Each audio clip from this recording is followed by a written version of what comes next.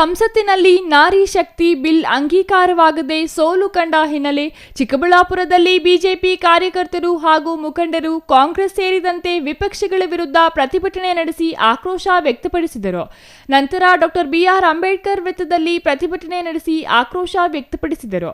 ಚಿಕ್ಕಬಳ್ಳಾಪುರ ಜಿಲ್ಲಾ ಬಿಜೆಪಿ ಜಿಲ್ಲಾಧ್ಯಕ್ಷ ಸಿಕಲ್ ರಾಮಚಂದ್ರಗೌಡ ನೇತೃತ್ವದಲ್ಲಿ ಪ್ರತಿಭಟನೆ ನಡೆಸಲಾಯಿತು.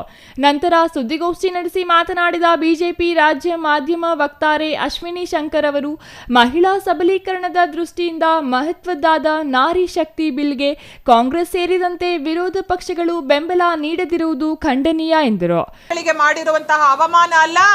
ನಾನು ಈ ಪತ್ರಿಕಾಗೋಷ್ಠಿಯ ಮೂಲಕ ನಾನು ರಾಹುಲ್ ಗಾಂಧಿ ಅವರಿಗೆ ಹೇಳಲು ಬಯಸ್ತೇನೆ, ಇಡೀ ವಿಶ್ವದ ಮಹಿಳಾ ಕುಲಕ್ಕೆ ಮಾಡಿರುವಂತಹ ಅನ್ಯಾಯ, ಕಳಂಕ, ಕಪ್ಪು ಚುಕ್ಕೆ. ನೀವು ಕಪ್ಪು ಮಸಿ ಬಳ್ಕೊಂಡೇ ಓಡಾಡಬೇಕು. ಯಾಕೆ ಅಂತಂದ್ರೆ ನೀವು ಇಡೀ ವಿಶ್ವದಲ್ಲಿ ಹೋಗಿ ಭಾರತವನ್ನ ಅವಮಾನ ಮಾಡಿಸ್ಕೊಂಡು ಬರ್ತಿರಲ್ಲ, ಇನ್ನು ಮೇಲೆ ನೀವು ಎಲ್ಲೂ ಹೋಗಕ್ಕಾಗಲ್ಲ. ಎಲ್ಲ ಕಡೆ ನಾರಿಯರು ನಿಮಗೆ ಘೆರಾವ್ ಹಾಕ್ತಾರೆ. ಯಾರ ಒಂದು ಓಟು ನಿಮ್ಮ ಪಕ್ಷಕ್ಕೆ ಬೀಳಲ್ಲ. ನೀವು ಕೇವಲ ರಾಜಕಾರಣಕ್ಕಾಗಿ ನೀವು ಮಸೂದೆಗಳನ್ನ, ಕಾನೂನನ್ನ ತಂದಂತವ್ರು. ಭಾರತೀಯ ಜನತಾ ಪಕ್ಷ ರಾಷ್ಟ್ರಕ್ಕೋಸ್ಕರ, ಅಭಿವೃದ್ಧಿಗೋಸ್ಕರ ತಂದಿರೋವಂಥದ್ದು.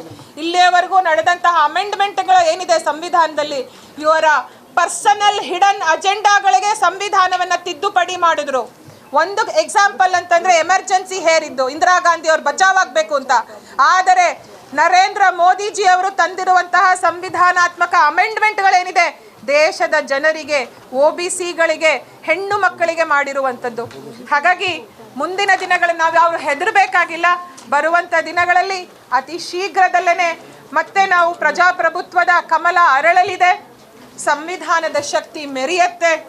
ಮಹಿಳಾ ಮೀಸಲಾತಿ ವಿಜೃಂಭಣೆಯಿಂದ ಆಚೆ ಬಂದೇ ಬರುತ್ತೆ, ಇಂಪ್ಲಿಮೆಂಟ್ ಆಗೇ ಆಗುತ್ತೆ. ಯಾಕೆ ಅಂತಂದ್ರೆ ಮುಂಬರುವಂತಹ ಏನು ಎಲೆಕ್ಷನ್ಗಳಿದೆ, ಭರ್ಜರಿ ನಮ್ಮ ಡ್ಯೂಟಿ ಇವತ್ತು, ನಮ್ಮ ಕರ್ತವ್ಯ. ಭಾರತೀಯ ಜನತಾ ಪಕ್ಷದ ಸೇನಾನಿಗಳು ನಾವು ಇವತ್ತು ಕೂತಿರೋರು ಇಲ್ಲಿ. ನಮ್ಮ ಪಕ್ಷವನ್ನ ರಾಜ್ಯದಲ್ಲಿ, ಕೇಂದ್ರದಲ್ಲಿ, ಇಡೀ ದೇಶದಲ್ಲಿ ನಾವು ಕಮಲ ಅರಳಿಸಬೇಕಾಗಿದೆ. 2/3 ಮೆಜಾರಿಟಿ ಬರೀ ಬಿಜೆಪಿ ಅವರೇ ಇರಬೇಕಾಗತ್ತೆ, NDA ಪಕ್ಷದವರೇ ಇದ್ದು ನಾವು ಇದನ್ನ ಮುಂಬರುವಂತಹ 2029ರಲ್ಲಿ ನಾವು ಅಧಿಕಾರಕ್ಕೆ ಬಂದಾಗ ಇದನ್ನ ತಂದೇ ತರ್ತೇವೆ.